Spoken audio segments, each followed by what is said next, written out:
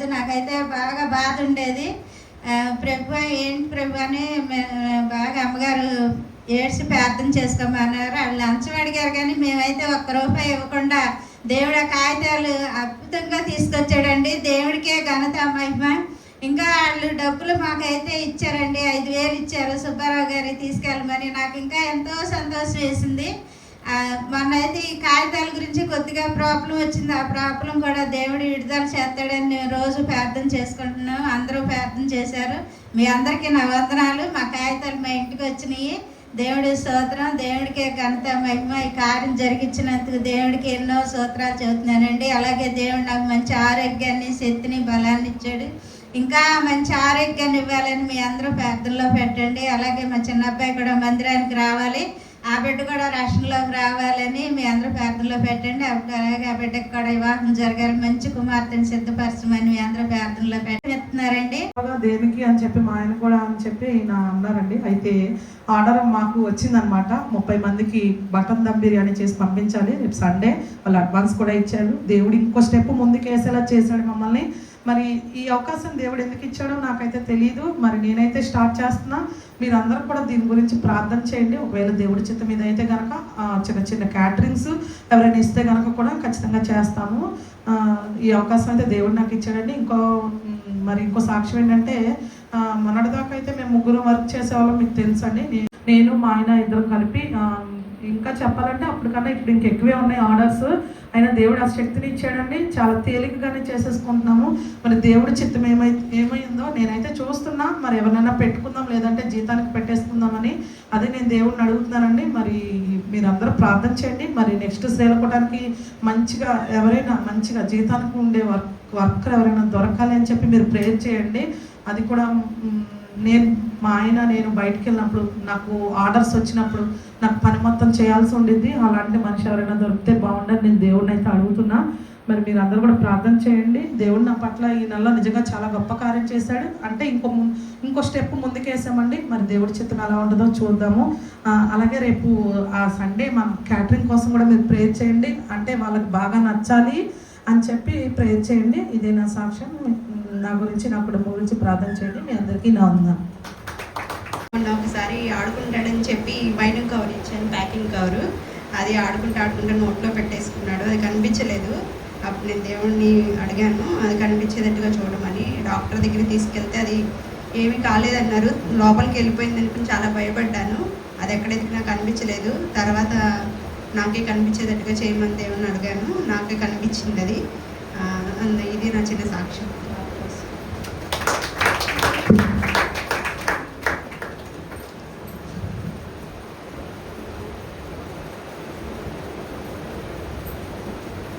చూస్తున్నాండి. అమ్మగారికి అయ్యగారికి నా వందనాలు. కూడా వచ్చిన మీ అందరికీ నా వందనాలు.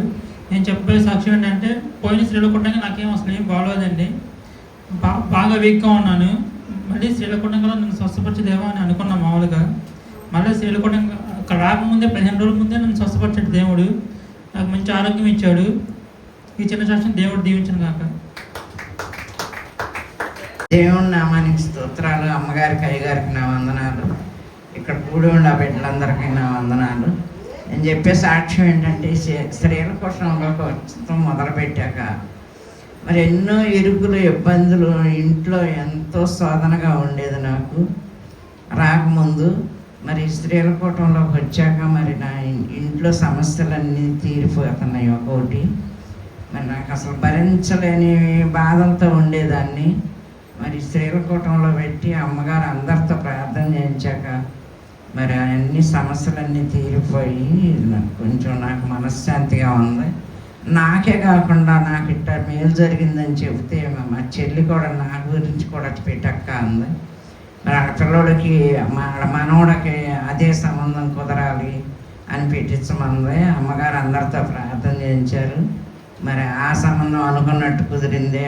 ఆ మాట చెప్పాక మరి మా అక్కయ్య మనవరాలు వాళ్ళ ఇంట్లో కూడా వాళ్ళ అబ్బాయి పెళ్ళయ్యాక ఎన్నో సమస్యలు వచ్చినాయి. ఆ సమస్యలకు అసలు నేను బతకను, ఇంకా నేను ఎందుకు చావు వరకు వెళ్ళిపోయింది. మరి స్త్రీల కూటంలో పెట్టి ప్రార్థన చేయించాక సమాధానం దొరికింది వాళ్ళకి. వాళ్ళు కూడా మనశ్శాంతిగా ఉన్నారు.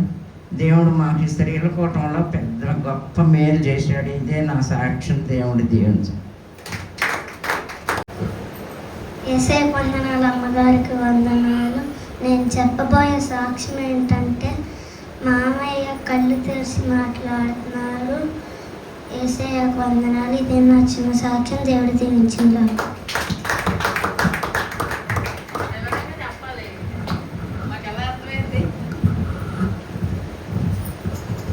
దేవునికి స్తోత్రం అండి. మీరు నిజంగా చాలా మంచి సాక్ష్యాలు ఈరోజు విన్నాం. వివరంగా చెప్పలేకపోతున్నారు అందరూ. మరి ఏం పేరు, యామని వాళ్ళ బాబు మొన్న కవర్ ఏదో ఆడుకుంటా పక్కన పడేసాడంట. ఆ పక్కన పడేసిన వాళ్ళ అమ్మ చూడాల, మింగేసాడేమో అనుకొని టెన్షన్. ఏ ఊరు, ఇక్కడ పల్లెటూరు ఒకటి ఉంది. ఏ ఊరు? మోటూరు నుంచి హడావిడిగా గుడివాడ తీసుకొచ్చారు. ఆ పిల్లోడిని మింగేసాడేమో. ఆడు కూలుగానే ఉన్నాడు. వాళ్ళ అమ్మ టెన్షన్ పడిపోయి, ఆలోచించండి ఆ టెన్షన్ ఎలా ఉంటుందో, కంగారుగా తీసుకొచ్చారు. ఆ డాక్టర్ మొత్తం చూస్తే ఏమీ లేదు. ఈమెకి ఎంత తగిలిందంట. అదిగో మింగాడు అంటదంటే ఈమె. ఆ డాక్టర్ ఏమీ లేదమ్మా అని ఎక్స్రేలు అన్ని స్కానింగ్లు అన్ని తీపిస్తే ఏమీ లేదు. కానీ తల్లి మనసు కదా, అమ్మో ఏదో వెళ్ళిపోయింది లోపలికని టెన్షన్ పడుతుందంట. అప్పుడు ఆమె అనుకుందంట, ప్రభా ఆ కవర్ దొరకాలి, నా కంటికి కనబడితే అప్పుడు నాకు నెమ్మది వచ్చింది, నేను సాక్ష్యం చెప్పుకుంటానయ్యా రేపు వెళ్ళి అనుకుందంట. అప్పుడు ఆ ఇల్లంతా ఎదిగినా నాన్నకి దొరకలేదంట, వాళ్ళు ఎవరికి దొరకలేదంట. మళ్ళీ ఇంటికి వెళ్ళాక కవర్ ఇంటికి వెళ్ళాక మళ్ళీ ఆమెకే కనపడిందంట. ఎవరికి దేవుడు చూపిస్తే వాళ్ళు సైలెంట్గా ఉంటారు, వాళ్ళకే దేవుడు చూపించాడు. హల్లెలూయా. అది దేవుడు గొప్పతనం. మరి అలాగే ఇంకో సాక్ష్యం ఎవరో చెప్పారు ఇందాక రాత్రికి లేకుండా. ఎవరు? మీరా? బేబీ గారు. వాళ్ళది కూడా చాలా గొప్ప సాక్ష్యమేనండి. మరి నాకైతే మొన్న కాలం మంది చెప్పారు. వాళ్ళు ఏం చెప్పారంటే వాళ్ళ బ్రదరు కొంచెం సీరియస్ కండిషన్లో ఉన్నారు. ఆయనకి ఏంటంటే అంతకుముందు చెవు కొంచెం ఇబ్బంది పెట్టేది, చెవిలోంచి చీము కాలేదంట. ఆయన వర్క్ టెన్షన్ వలన, మీరు మొన్న కూడా ప్రేయర్ చేశాం కదా మనందరం, ఆయన కోసం చెప్పాను ప్రేయర్ చేయమని మీ అందరినీ. కళ్ళు కూడా తెరవట్లేదు, మరి కోమాలో ఉన్నారు, మరి డాక్టర్లు కూడా ఏం చెప్పలేమన్నారు కదా. ఈ రోజే ఆయన కళ్ళు తెరిచి మాట్లాడారంట. హల్లెలూయా. దేవాది దేవుడికే మహిమ కలుగును గాక. హల్లెలూయా. స్తోత్రం. నిజంగా చాలా గొప్ప కార్యం అండి ఇది. దేవుడు మరి ఆ తల్లి బాధని దేవుడు చూశాడు. మరి ఎంతగానో దుఃఖపడింది ఆ తల్లి. బేబీ గారు కూడా పాప పద్దాకు వచ్చి చెప్తా ఉండేవాళ్ళు, ప్రేయర్ చేయండి అమ్మ, మరి ఆంటీ బాధపడుతున్నారు అని చెప్తా ఉండేది. ఆయనకి డాక్టర్లు ఏమో వైజాగ్లో ఫస్ట్ ట్రీట్మెంట్ చేశారు ప్రైవేట్ హాస్పిటల్లో. వైజాగ్లో చేస్తే ఏమి రెస్పాండ్ అవ్వట్లేదు. ఆయన ఆ చెవులోంచి ఇంకా కారిపోతుందంట. అంటే బ్రెయిన్ మొత్తం ఇన్ఫెక్షన్ అయిపోయింది, అది కారిపోతుంది మొత్తం కూడా. ఎవరు కూడా గ్యారంటీ చెప్పలేదు. తర్వాత మళ్ళీ వీళ్ళు విజయవాడ, నేను మొన్న నైట్ అనుకుంటా తీసుకొచ్చారు, మొన్న నైట్ విజయవాడ తీసుకొచ్చారు. అప్పుడు బేబీ గారే మళ్ళీ హాస్పిటల్, ఆ గవర్నమెంట్ హాస్పిటల్లో తెలిసిన నర్సు ఉంటే పాపం చాలా టెన్షన్ పడిపోతుందండి. ఆమె బయటే ఉండి ఫోన్లు మాట్లాడుతూనే ఉంది. ఆమె టెన్షన్ చెప్తే మరి నిజంగా నాకు కూడా బాధ అనిపించి, నేను ప్రార్థన చేసినప్పుడల్లా నేను కూడా జ్ఞాపకం చేసుకున్నాను. ఆ కుమారుడిని ముట్టయ్య శ్యామ ఆయన పేరు. ఆ బాబా మరి ఆ బిడ్డని లేపు తండ్రి అని ప్రార్థన చేశాం. మీ అందరూ ప్రార్థన చేశారు.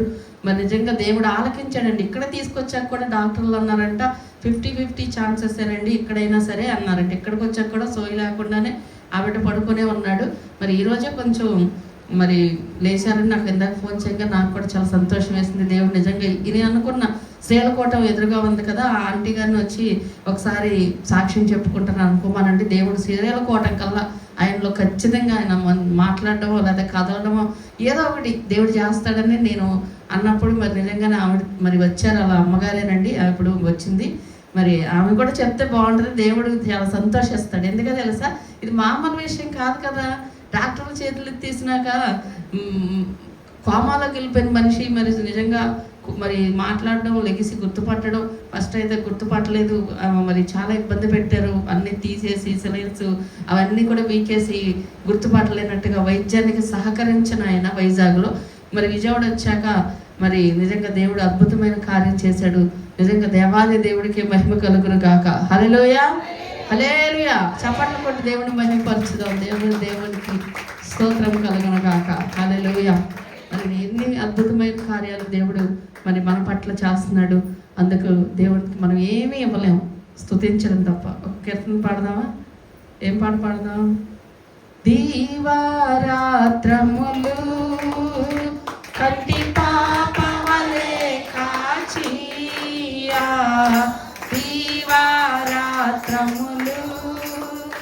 కంటి పాపవలే కాచి దయగల హస్తముతో రోజీ నడిపించితివి దయగల హస్తముతో రోజీ నడిపించితివి స్తోత్రం చెల్లింతుము స్తుతి స్తోత్రం చెల్లింతుము యేసునాథుని మేలులు తలచి స్తోత్రం చెల్లింతుము స్తుతి స్తోత్రం చెల్లింతుము హల్లెలూయా.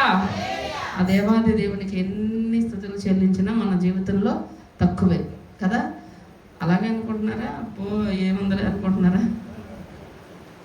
నువ్వేంటంటే వెరైటీ కూర్చున్నావు, క్రమం మీ ఇద్దరేంటి అతుక్కుని కూర్చున్నారు, నువ్వు యువతల జరుగు, మధ్యలో నాకు గ్యాప్ కనబడాలి. ఓకే, చిన్న ప్రార్థన చేద్దామా? అందరం కూడా చెప్పిన సాక్ష్యాలను దీవించమని చిన్న ప్రార్థన చేద్దాం. పరిశుద్ధుడా, ప్రేమ కలిగిన దేవా, నీ పరిశుద్ధ నామానికి వందనాలు స్తోత్రాలు చెల్లిస్తున్నాం. ఇశ్రాయేలు కోటల్లో తండ్రి మరి నాయన అనేకమైన మేలులు అయ్యా మీరు పొందుకుంటున్నాం తండ్రి. నిజంగా ఎన్నో అసాధ్యమైన కార్యాలు మీరు జరిగేస్తున్నారు ప్రభా తండ్రి. నైనా మరి నిజంగా ఈరోజు ఇద్దరు తల్లుల్ని మీరు అది సాక్ష్యాన్ని పంచుకోవడానికి మీరు కృప చూపారు. ఇద్దరు తల్లుల్ని మీరు ఆనందపరిచారు, సంతోషపరిచినందుకు స్తోత్రాలు. వాళ్ళ హృదయాల్లో నెమ్మది ఇచ్చినందుకు స్తోత్రాలు. ఇంకా శ్యామ్ బ్రదర్ని మీరు